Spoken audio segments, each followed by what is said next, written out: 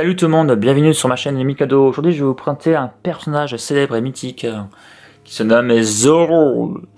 Alors, il était vendu en printemps 2019 au Japon dans les Game Center. Il fallait acheter un ticket à 650 yens et peut-être vous aurez eu la chance de le gagner. Ici là, normalement vous avez un numéro qui était le lot B.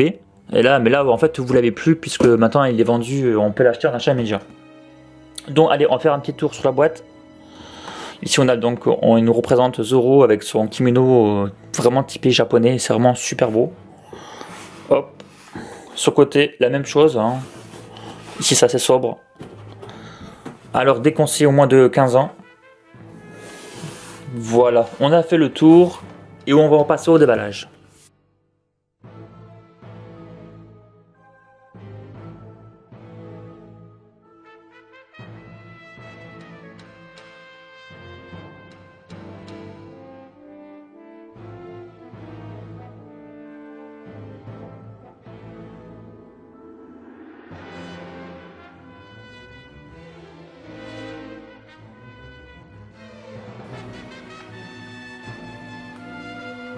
Bon, le sabre est plutôt bien fini quand même, il est sympa.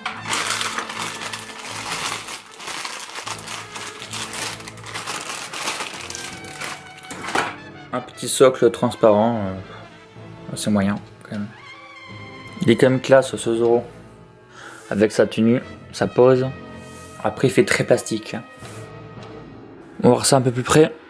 Le visage est bien fait, il représente bien le Zoro, le personnage. Ah, sa petite morceau de paille là, dans sa bouche, la cicatrice.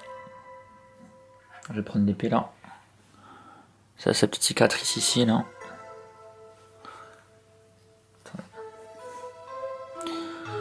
Je vais mettre l'épée,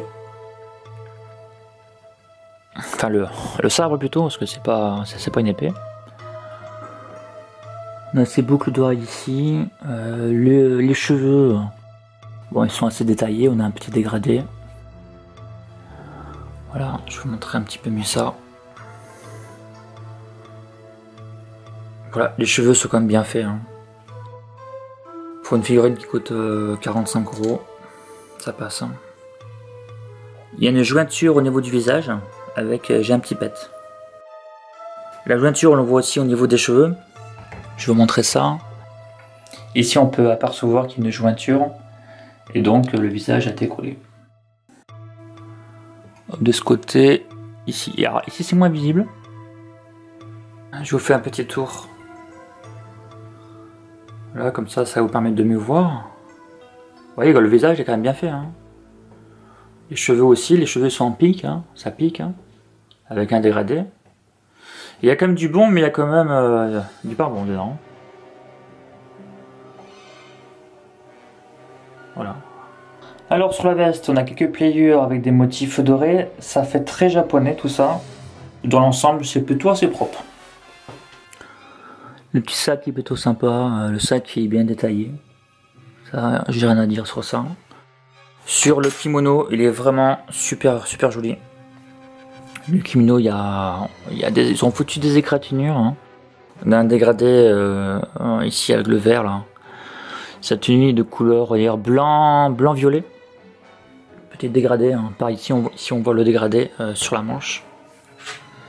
Sur la manche on a un petit dégradé là entre le violet et le blanc.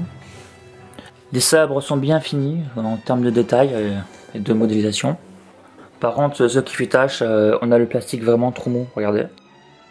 Donc moi j'ai le sabre qui en fait qui n'est pas droit. Donc c'est super embêtant. Alors celui-là j'ai pas de problème, mais ici là, donc il faut que je le plie comme ça. C'est un plastique qui est très mou, donc ça c'est mal pensé. Ici on a voilà, donc on a la main le sabre qui ne touche même pas la main. Donc ça c'est pas, il y a un petit souci quand même.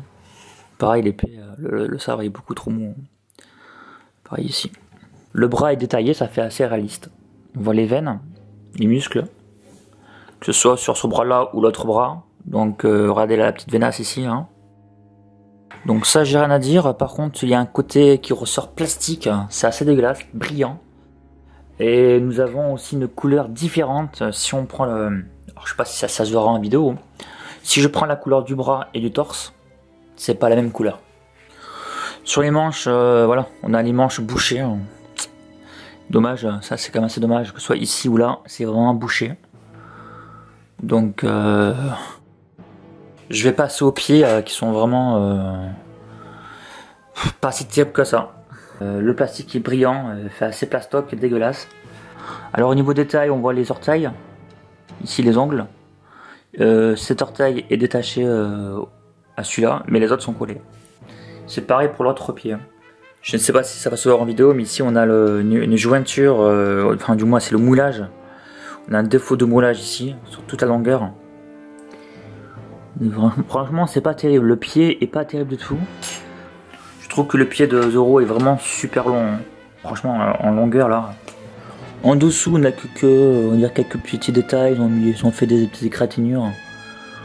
Ils ont fait, c'est assez creusé ici au milieu. Voilà, sans plus, bon. Donc comme je l'ai dit, le sac est plutôt bien détaillé. Par contre, on voit tous les défauts du moulage. Ici, là, ça fait un cercle. Voilà, j'ai un cercle noir.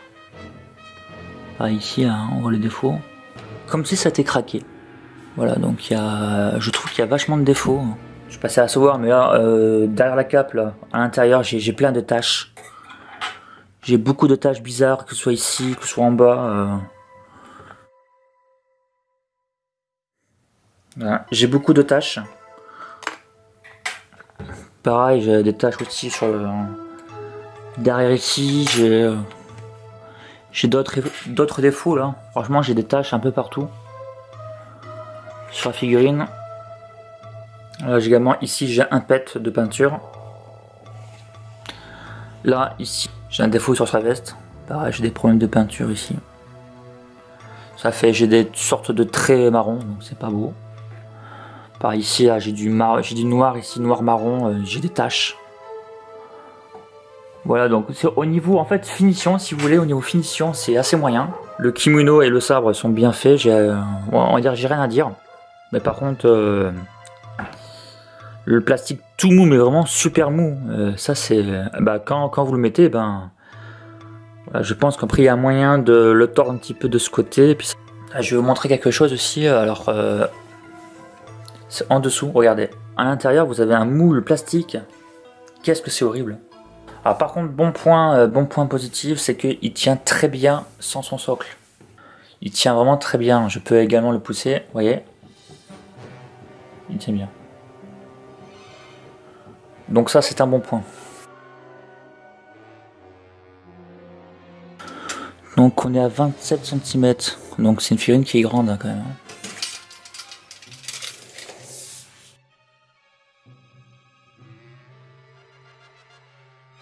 La mienne, je l'ai payé 38,9 €.